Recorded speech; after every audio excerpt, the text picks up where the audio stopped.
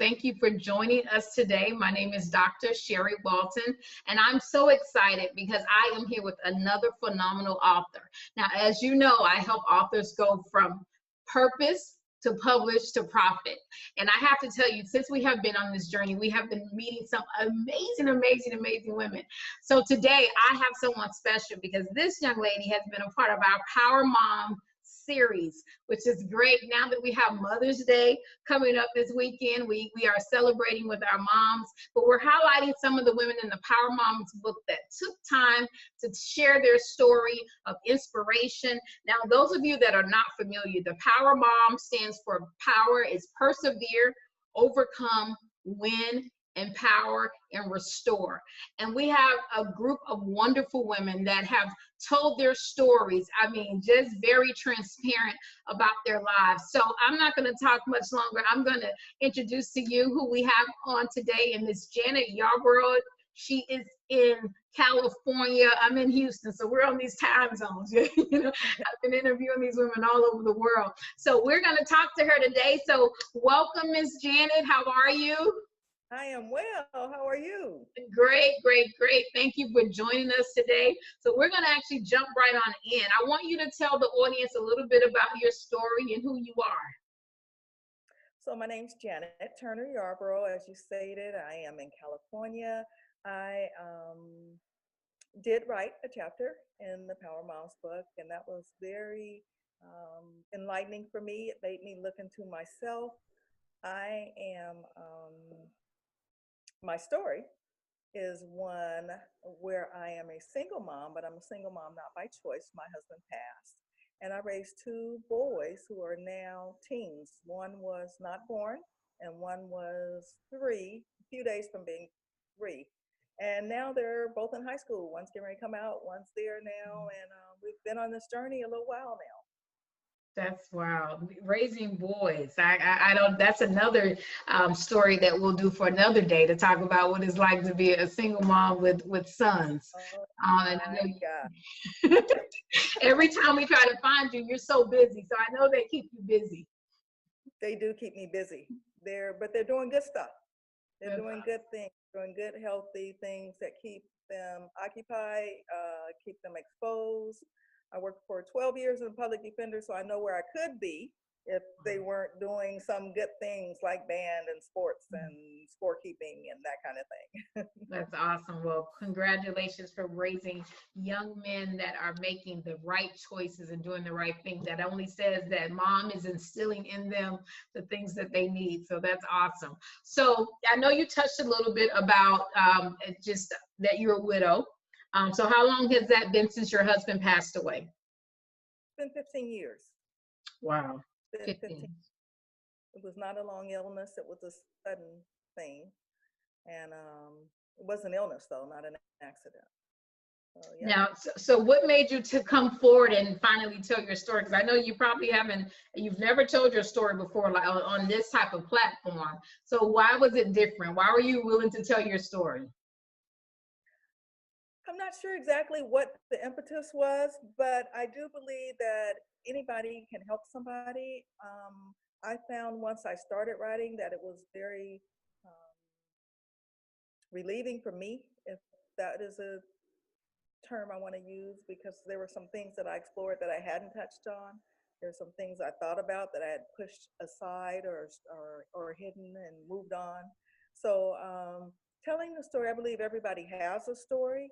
And I believe that anybody can learn if they're willing to learn. It doesn't have to be the exact same situation, 2 boys and blah, blah, blah. But there's something to be told, and we can all gain something from anybody's story. That's awesome. It helps somebody. That's awesome. I talk a lot about finding healing and telling your story because I deal with professionals from different backgrounds. So of course we have books that we write about business and things, that to help build brands. But then we also take the moment to connect with people like you that have a story that helps to drive purpose, to really help someone find themselves through the pages, you know, using your story as a guide almost to see if she can do it, I can do it too. If she can survive her husband passing away, and it, you know, I'm sure at the time when it happened, it felt like the end of the world for you. But here it is 15 years later, you know, you're still thriving, you're growing, and you know, you can say, okay, I survived this. You know, so what was that healing process like? So as you started to write, as you started to think, as you started to meditate, was there something that you said, maybe I don't want to tell this, or okay, am I really, really okay with this area of my life being There was exposed? a lot I didn't want to tell. You put yourself out there when you write. I didn't want to tell about what I realized was my deep depression. I realized that after the fact. Way after the fact, before I wrote the book, but not really the extent of it until I started writing. Just kept moving forward. I kept doing what I was doing. I kept saying, this has to happen, this has to happen, this has to happen. And I talk about that a little bit in the book. So depression, that's a big one. We're in mental illness awareness month. And I know that depression is something that's on the forefront, and people are now finally starting to talk about depression. No one ever really talked about it before. It was so taboo. So how did you overcome, you know, that dark place? How did you, I know you stayed busy, but then there was something in you that the light bulb had to go off. There was some type of awakening that you had to have. So talk about that. Nobody but Jesus. Nobody but God, and not stopping. I have a deep faith. I got taken off work, which made me by the doctor. A doctor took me off work, which made me have way more time than I wanted to think and to reflect and to regroup. So that is really what did it. God and time to just breathe. Taking the time, making the time is probably a better phrase. So what would you tell to a woman that's watching, or anyone, a male or female that's watching and listening to your story today, hearing how you survived, and I don't want to say survived, like you know, you were in a car accident or something, but this is a tragic thing that happened to you, something that you weren't prepared for. You know, I'm sure you questioned God, you know, why did this happen to me? You know, those things that I'm sure I would go through if I was in a situation like you, that you endured and you won and you overcame. So what would you tell someone in that situation? Maybe they just lost someone, or they lost someone a few years ago and they're not able to, you know, get over it. They're really just, they want their loved one. They're really grieving. What would you say to them? I would say never give up hope. I would say keep moving forward. I would say definitely whatever your relationship with God is, keep it, strengthen it, be with it, and surround yourself with others that are good for you. When I say good for you, we've got naysayers everywhere, but people who will build you up, people that will understand you, people where you don't have to talk if you don't want to talk, but not isolate yourself. Yes. Yes. Now, part of what we're going to be doing, and I know I'm putting Miss Janet on the spot, because, you know, I take you from purpose to publish to profit, and she's going to be launching her own grieving counseling, you know, consultant firm to help family members that are going through the grieving process. Because as I mentioned to her, you know, as we went through this process together, that you did not go through this just for you. You know, this message is ministry to help someone else get through. And if you are watching this today, or you know someone that is suffering through, you know, the grief of losing a loved one, a spouse, we want to definitely connect you to Ms. Janet. So we will be giving you her social media page at the end of our session today. And I want you to connect with her, because again, 15 years, she's been able to thrive. She's very active in the community. She's active in her sorority, active in her church. So, you know, it may have seemed like it was the end of the world, but she's living proof that you can endure it, you can get through it, you know, with it, just within your faith. Hold on to the good times, hold on to the memories. And, you know, so I know I'm promoting for her, because that's what I do. I self-promote. Anyone that connects with me, works with me in any way, I know that, you know, we unlock purpose here. So talk about what's next for you. So you wrote the book, You've been selling copies of the book, and you mentioned something earlier to me about some opportunities that have opened for you. So talk a little bit about that and what that looks like for phase 2 of this.